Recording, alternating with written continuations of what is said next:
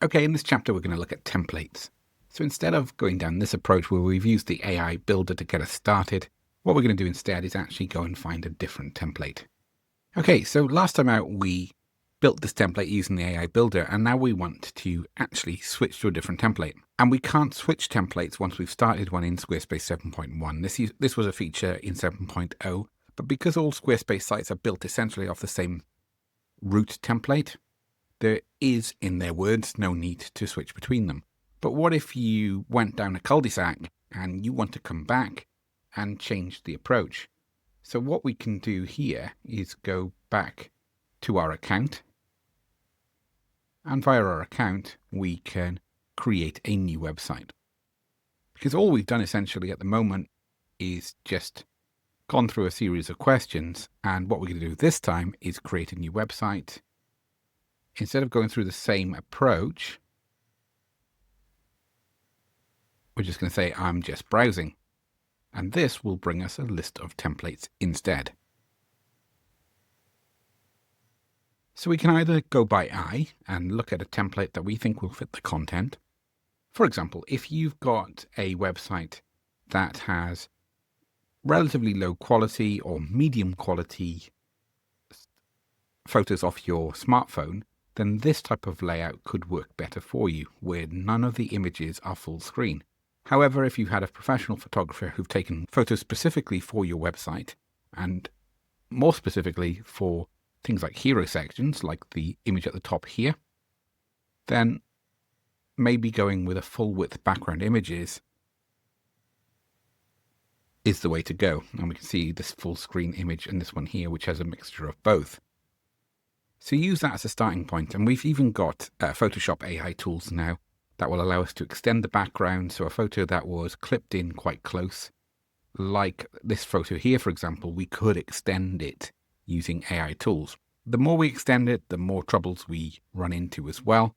And this isn't, of course, about using AI tools in Photoshop, so I don't want to go into too much detail on that particular area. But that's how we overcome some of those obstacles, and that came to head just as I was reading that, funnily enough.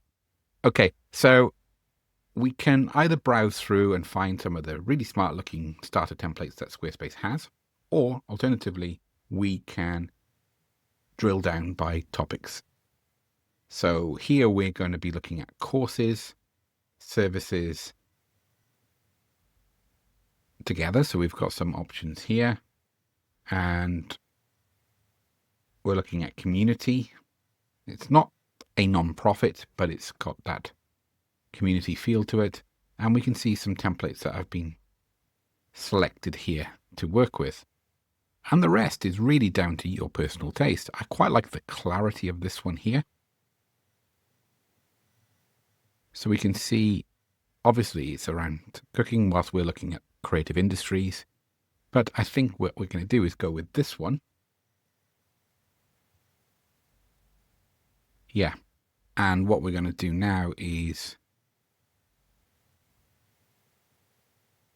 pick one of these color sets as the starting point.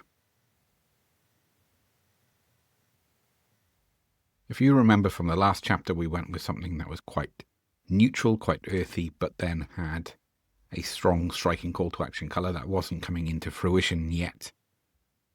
I think that's what we're going to do here.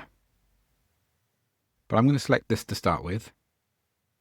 I've always quite liked the black and yellow as a combo, but we can tweak the colors later on in the course.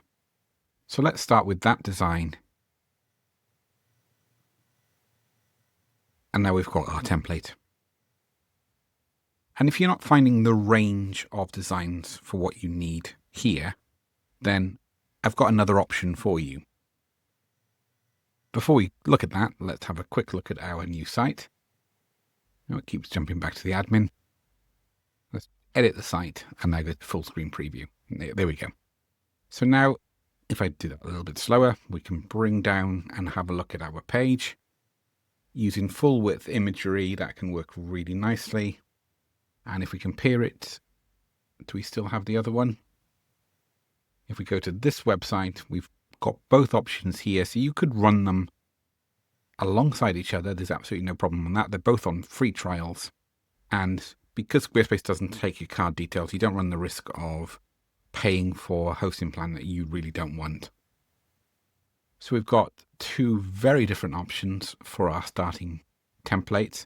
And if neither are hand-holding you in the way that you want or not providing you the range of creative options, then head over and check out squareforge.net. This is our template builder site, and it creates... There's two ways of purchasing from here. One is to browse through our master template or choose one of the templates in here.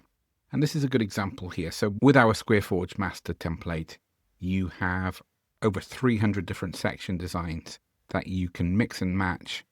And they're all white labeled in this wireframing mode, meaning that the moment you apply your own color scheme, it really comes to life in your own brand styles.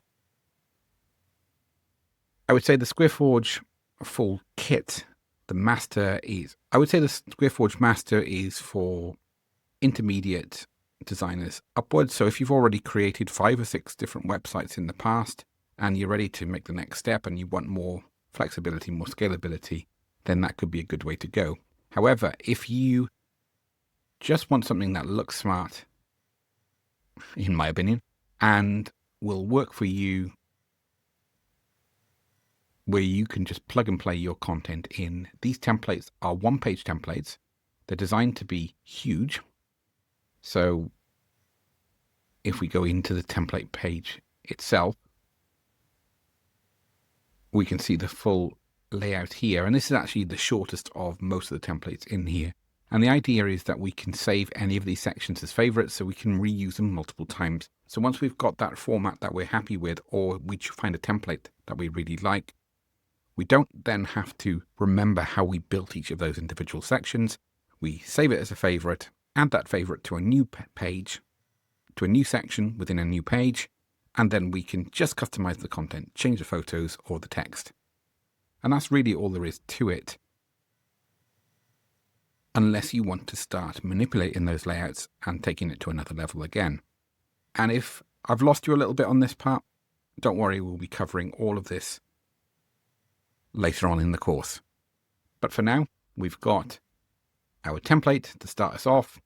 In fact, we've got 2 different varying approaches. And what we're going to do next up is pick a lane and we'll start customizing that website to the content for our fictional project.